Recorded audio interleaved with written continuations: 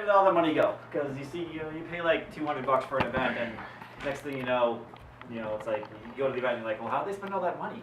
I gave them so much. And I'm hopefully gonna shed a little light on the budgeting process and where all the dollars go. In case you're curious, there's a dollar. So the event we're going to talk about is a $50,000 ballparkish workshop event. In case you didn't notice, we used to have a $10,000 bill. It's no longer in circulation. That's what it used to look like. Are you serious? For real. Wow. It was for interbank transfers. That's amazing. Yeah. Before the internet. No, I want one of those. So, as you know, when you go to a workshop, assuming 250 attendees, you got some dances, they have late nights, so you get about 8 hours dancing a night, whether or not you go to all those hours or not. 3 nights of that, so you get 24 dancing hours in there. There's 3 levels, there are 3 simultaneous class groups going for about 6 hours of lessons a day. These are kind of all of our assumptions for where we're going to go to kind of paint what the budget turns out to and how that breaks down to. Eventually, I'm going to try and show you what your cost is per hour for attending an event. So it's a total of 72 instructional hours, but you only get maybe 12 of those. Stop me if you have any questions as we go along. I think it'd be better for me that way. So the first thing we're going to look at is the talent. Click allow up top. Allow. Allow. I'm sorry. Wow. Hey, how about that? Thank you. Thank you. Way too OCD for that shit. Oh, I'll go back. There you go. That's the clue. Sweet. Okay, so things that we deal with when we're planning events, that a lot of this actually came about, we said, hey, let's do this, and then we go to do it, and we find out 12 things after the fact that we forgot about as we were doing the process. This is coming from my history working with Midwest Lindy Fest, the 2 Prairie Lindy Exchanges, Blue Shout. I worked on TCLX many years ago, 2005. North Star Blues for the last 5 years. And this workshop, to a little extent. We don't have outside bands and instructors, obviously.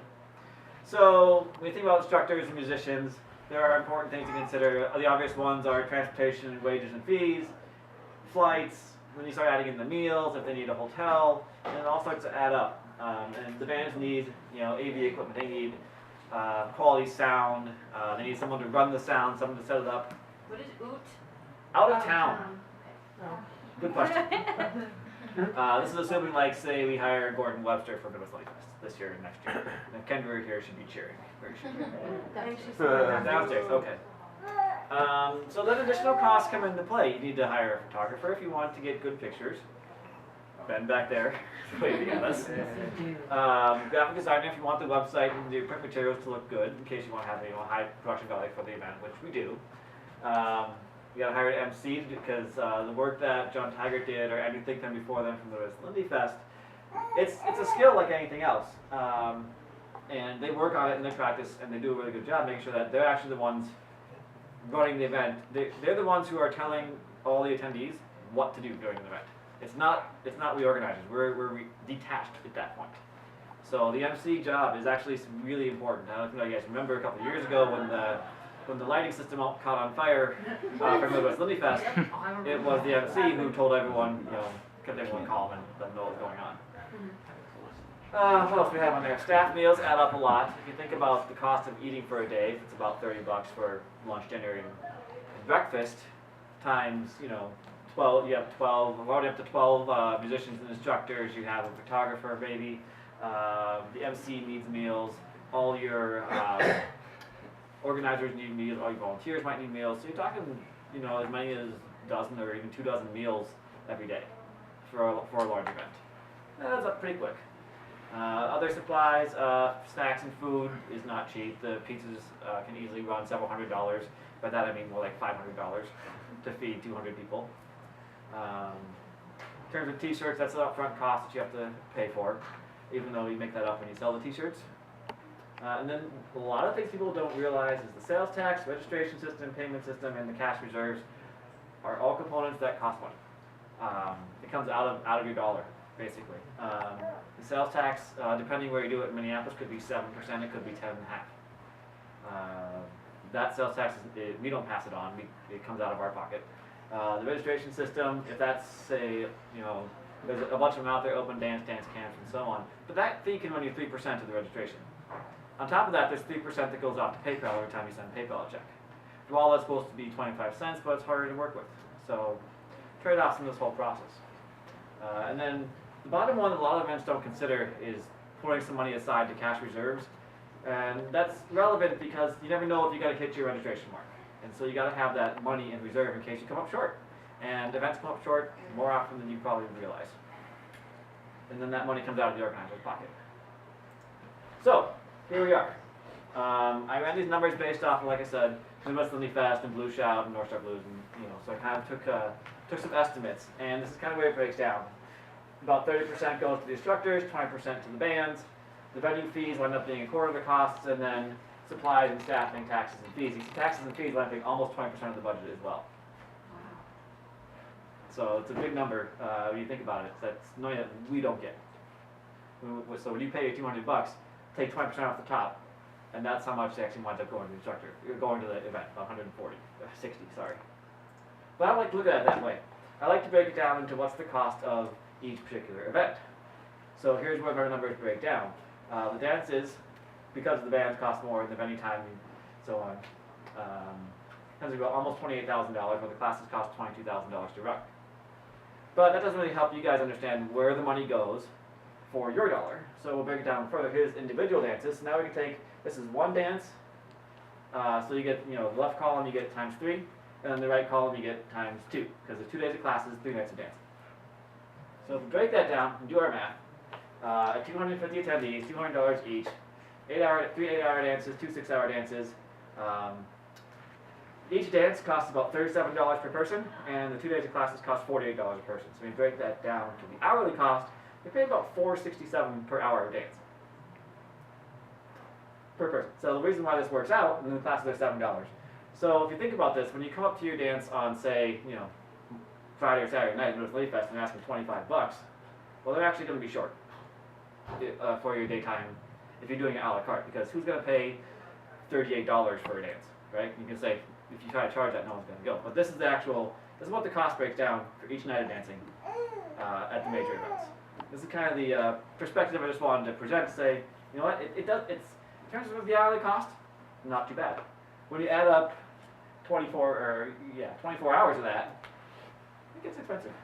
So this is where your dollar winds up going. 37. So if you were to run this out, it would be a $200 event, but that's how it divvies up. So 37 times 3 for the dance is about 105, and then the other 95 goes to the classes. I think that's all I had. I just wanted to walk through that quick, and I know I went fast and talked fast, so we can kind of get back on schedule. So if you have any questions or awkward silence, I will now deal with it. Could that slide be available somewhere for download or otherwise? Sure, I can put it online or make it available. On the website. On the website, yes. Susan. So given that you did this event with a very non-traditional registration structure, I guess could you talk about what your experience with it was and if you're going to try it again? Sure. We hope to try it again. It really kind of depends on everybody here and if you're having a good weekend or not, because it is different. It's like an exchange, only not really. So the original thought for the registration system was that everyone would get tokens, and then for the food or the music, they would drop their tokens into the bucket, and then the buckets would accumulate, and then they'd fill, and then we'd get to level 1, and that would be like, say, 1 band. And then it would overflow into the second bucket, and then we'd get 2 bands, and so on. But that was a little bit of a stretch for this first time. So instead, we broke out the individual costs of the food for today and tomorrow, and we said, you know what, if you want this, great. We're going to take whatever money goes into this pot, and then we're going to supply it for just those people. And that was kind of a way to make sure that this event, we're trying to ensure against this event losing money, because this event is trying to help Midwest Lindy Fest overcome some of its financial difficulties it's had the last couple of years. So it was very unique. I don't know if people fully understood what we were going for by breaking the costs out that way. I actually don't know how.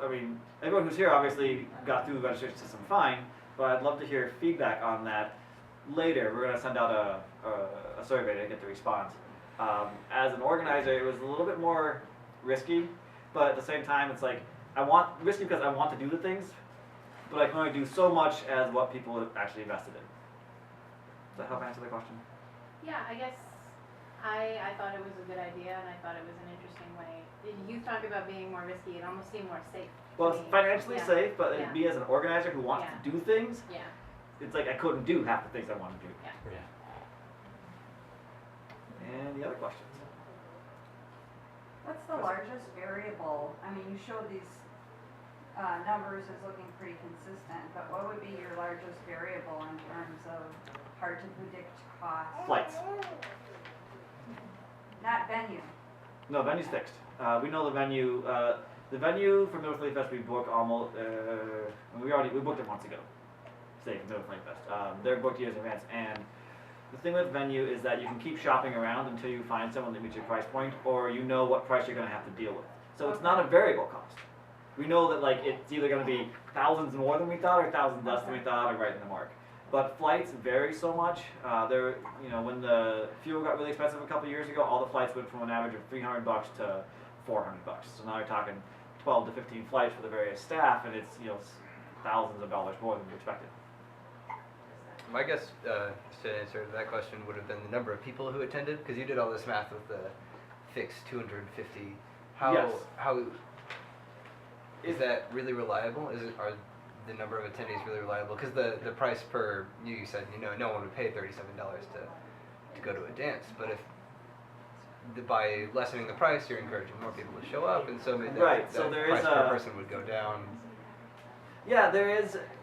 When you take that $37 per dance, that's kind of a fixed cost, what the dance is going to cost, right? Did I say that right?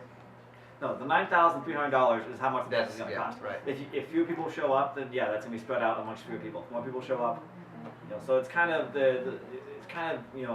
making a stake in the ground to give an estimate. Mm-hmm. So if it's a smaller event and the costs are similar, then yeah, the cost per person is going to be higher per hour.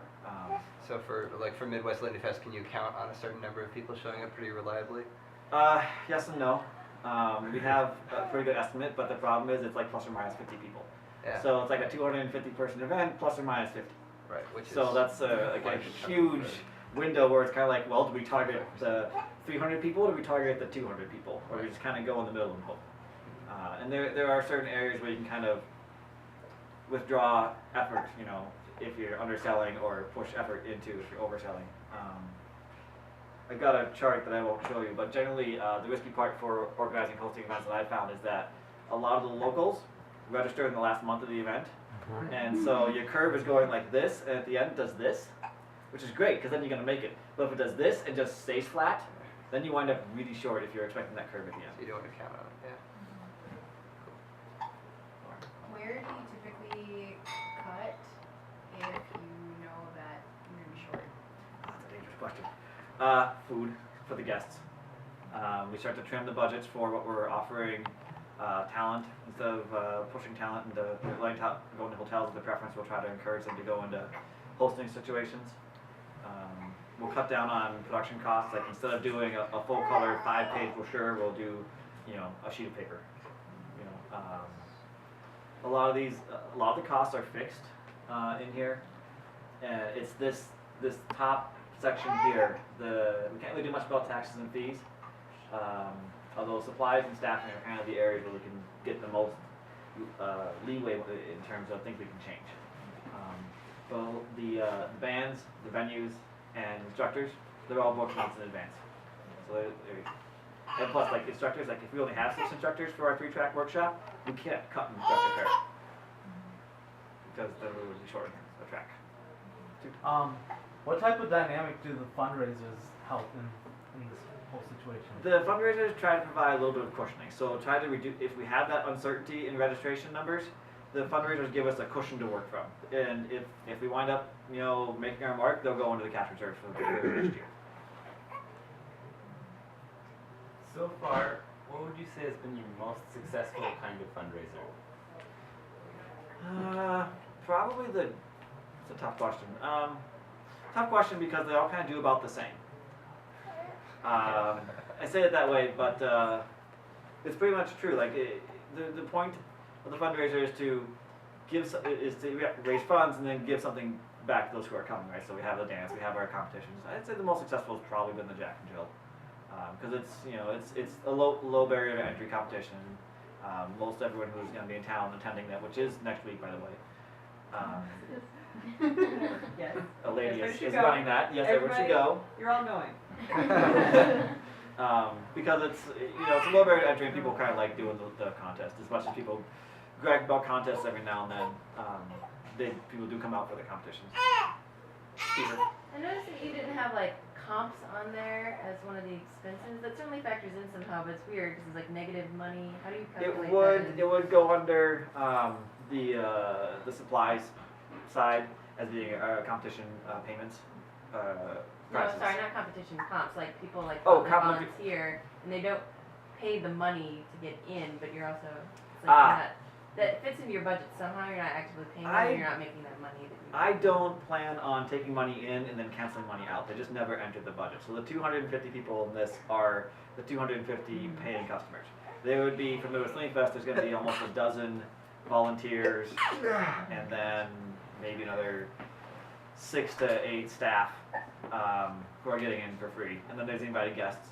So the Whistling Fest winds up with like 30 to 35 people who are coming to the event for free, either as invited guests or working the weekend, which do kind of eat into the costs a little bit.